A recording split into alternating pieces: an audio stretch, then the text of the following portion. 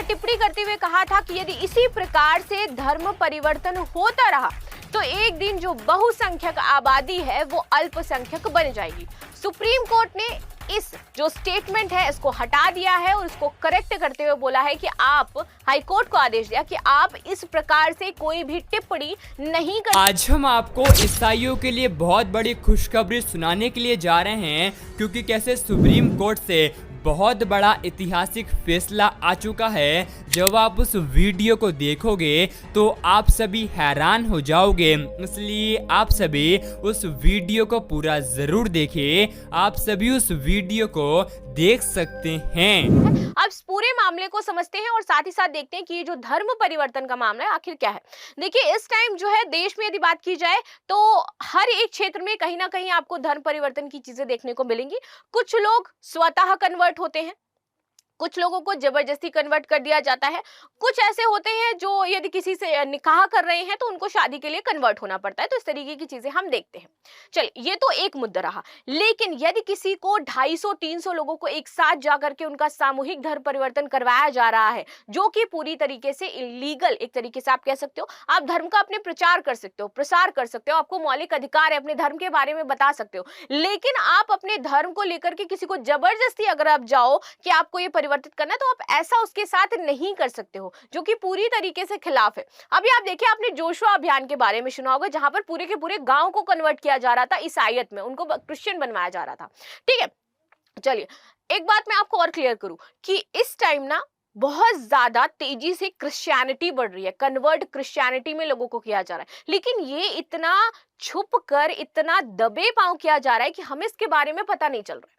लेकिन वहीं यदि मुस्लिम की बात की जाए कि यहाँ पर जो कन्वर्जन है, क्योंकि वो बहुत ओपनली हो रहा है कई बार, ठीक है, कई बार वो समूह में जाते हैं तो वो उसकी खुद ही घोषणा कर देते हैं, तो यहाँ पर क्या होता है, मामला रुक जाता है। लेकिन इसी का फायदा उठाते हुए जो ईसाई लोग हैं वो शांत रहते हैं और चुपके से एक तरीके से बड़े बड़े गांवों का एक तरीके से उन्होंने धर्म परिवर्तन करवा दिया।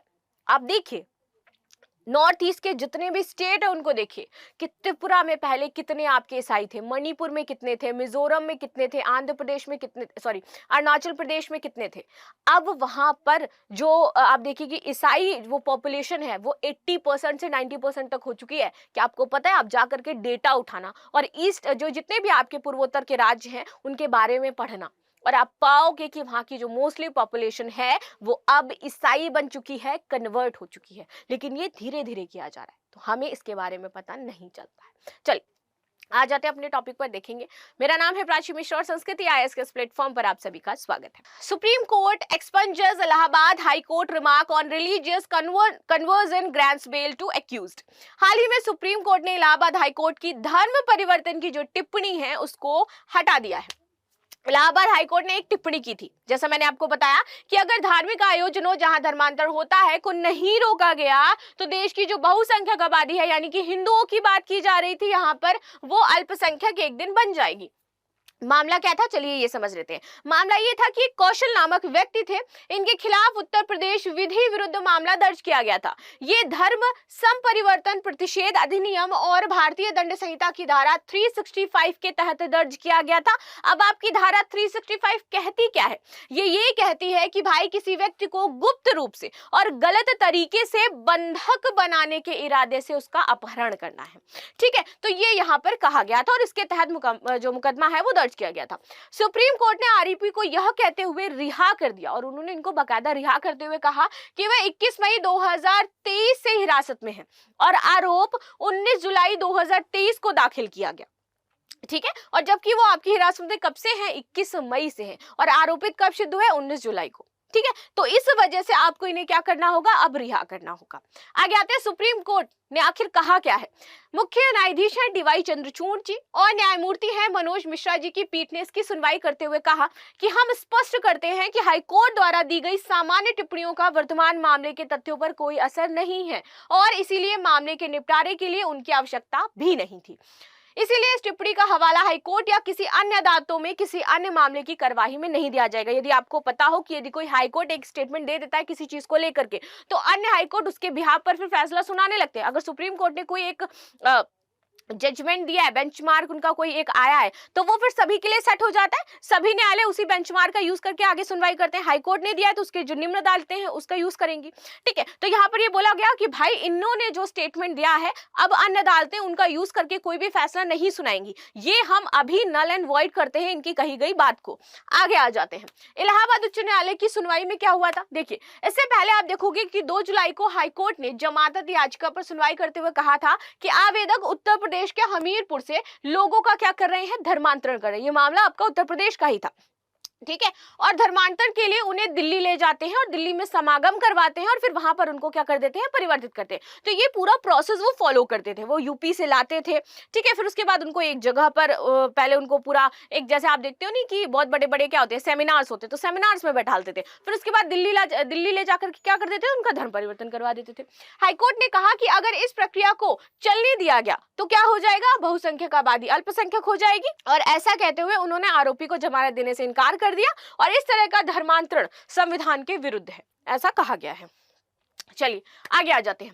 यहाँ पर बोला है ये केवल अंतरात्मा की स्वतंत्रता और धर्म की अबाध रूप से मानने, आचरण करने और प्रचार करने की अनुमति देता है आपको।